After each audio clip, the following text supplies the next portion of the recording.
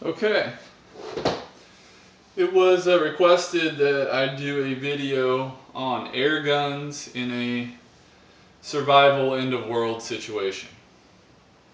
So what I'm doing is showing 3 guns from my collection, all air guns, but these represent 3 out of the 4 types of air guns.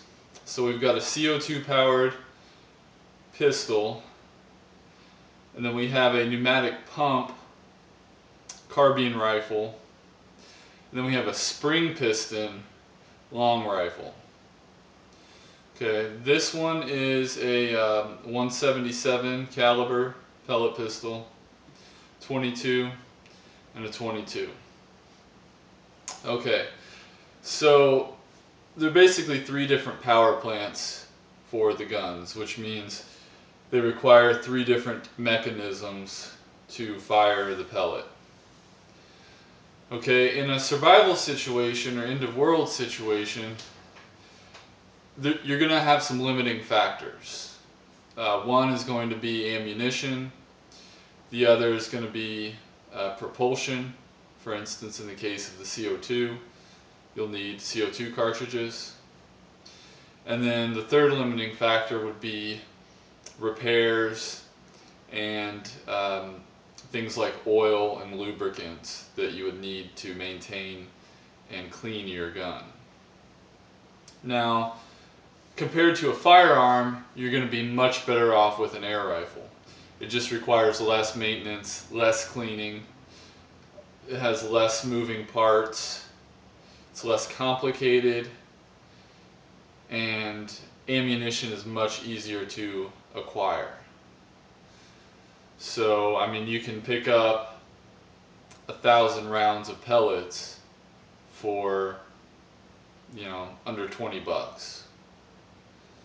I'd like to see you try to pick up 1,000 rounds of any, even 22 rimfire ammunition for under $20. You probably couldn't do it. So ammunition is going to be a lot cheaper. You also have the ability or the possibility that you could make ammunition from a mold, similar to how they make lead balls. They just have a little device that lets you pour molten lead into a mold, and then you just make the little ball and polish it out. It's possible you could do the same thing for pellets, even if you just wanted to make some sort of cylindrical type pellet and not a skirted pellet. Whereas unlike firearm cartridge ammunition, it's going to require primers, casings, lead bullets, powder, and you need all these components. You need some sort of rig to assemble them. Even if you had the materials, it's just going to be difficult. So acquiring pellet gun ammunition is going to be much easier. You can also stockpile it for longer. The primers and the powder aren't going to spoil. So that's a superior choice as far as your ability to acquire ammunition. Now, the limitations to the power supply, CO2, unless you have a ton of CO2 cartridges, you're eventually going to run out of them. They don't last very long. You're going to get about, with this particular gun, you're not going to get many shots, maybe 30 shots. Sometimes you can get up to 60 shots.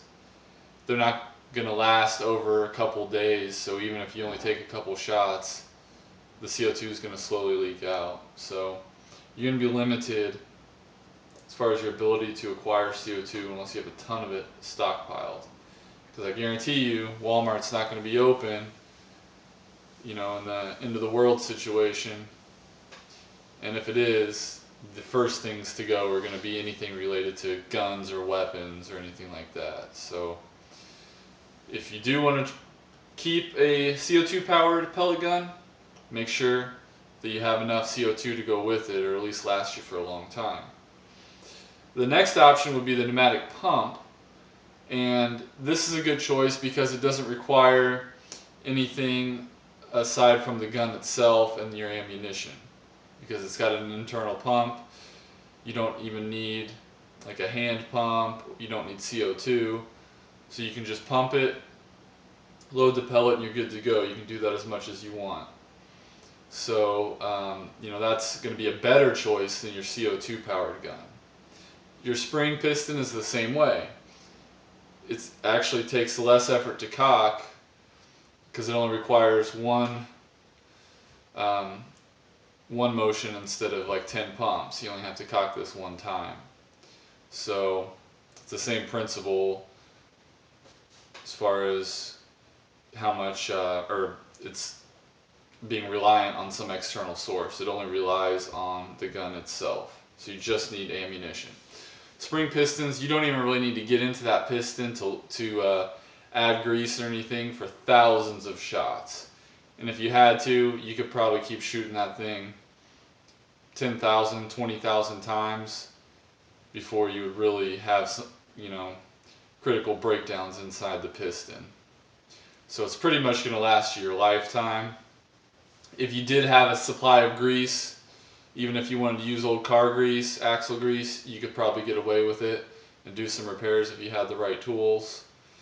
As far as the maintenance of the guns themselves, the barrels, you can just put really any kind of oil in there and to lubricate them and to clean them out. They don't get dirty very easily because there's no combustion of gunpowder.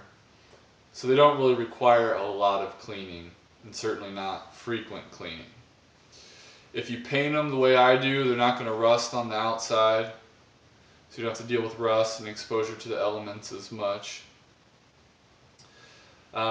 They often weigh about the same as a firearm, usually a little bit lighter. So as far as the weight and size, you're not really gaining much there. Now clearly, your power from the gun, your power output is going to be significantly less than a firearm. So you're not going to have the range, you're not going to have the power. Unless you have one of those high caliber pellet guns, which they do make nowadays, you're limited to a 22 typically. So 22, 50-yard range max, and you're not going to want to shoot large game. It's not going to take a deer more than likely, unless you're really close and get a good headshot. So, ideally it's going to be smaller game, birds, rabbits, squirrels, things like that. It could kill a raccoon. It just depends on what you want to eat, how desperate you are. So it's a good hunting weapon for small game. We could talk about defense, and this isn't going to hold water compared to a firearm. So even a powerful one like this, shoots about 700 feet per second. It doesn't have semi-auto capabilities. This one does, because it's a CO2 powered gun, so it is 8-shot repeater, and it fires them pretty quick. It also looks convincingly real, so that could be intimidating if you were to brandish it at someone and without having to fire it. You could trick them into thinking it's a gun, and you could hold them up or scare them away with it if you had to. As far as doing damage to a person in a self-defense situation, yeah, if you start shooting them in the face 8 times at close range, they're going to have some serious problems. It's not going to kill them. If they're hell-bent on hurting you, it may not stop them. But if I unload this in your face and then I start beating you with it because it's weighs 2 pounds and has sharp edges, that's probably going to be a pretty good weapon. So I wouldn't want to be shot with that anywhere, let alone my face. So if I didn't have a gun and someone held this to me and told me to do something, I'd probably do it. The same with these other ones. You really don't want to get shot with a 22 in the head, especially if there's no doctors around. So even though you can tell kind of that some of these are just air guns, from a distance you might not be able to, or people who don't know any better might think they're real guns. So again, you have that intimidation factor, but if you got into a firefight, these aren't firearms, so you're gonna lose. It's as simple as that. They can be used to seriously hurt someone. They could kill someone at close range, but it's not going to be the type of gun that you want to go on the offensive with. I do have some other ones, which I have another carbine that's CO2 powered. It's a little more powerful than this one. Shoots 30 shots. Again, you could do a lot of damage with that, but you're still limited in the killing power, knockdown power when it comes to humans. So air gunning for self-defense, very limited. You've got, some capabilities as far as that goes of inflicting damage, but it's just not something you want to have to rely on. I wouldn't necessarily be as concerned in a survival situation with, having a air gun to protect myself. I'd be more reliant on that to provide a means of hunting. Particularly if it turned into some sort of long-term situation where you're not going to be able to obtain fresh resources like CO2, oils, lubricants, things like that. You're just stuck with a gun and a few tins of pellets, and that's all you have. You can make it last. The guns are pretty accurate, so you don't have to sight them in a whole lot. The scopes are fairly easily maintained. You just have to clean off the lenses. You may need some tools, some Allen wrenches, just to keep everything bolted down and tight, but they're pretty easy to maintain. You can even clean the barrels with pieces of cloth, just dry cloth, if you had to, just to get some of the lead dust and debris out of there. They make airgun cleaning pellets just out of cotton, so if you have a tin of those, that's going to go a long way. So there's a lot of benefits to having an air gun in a survival situation. So that is pretty much going to end this discussion. I just wanted to kind of go over that because I know a lot of people wonder, what the benefits to having an air gun would be if there was no rule of law, or if there was a catastrophe and that's all you had.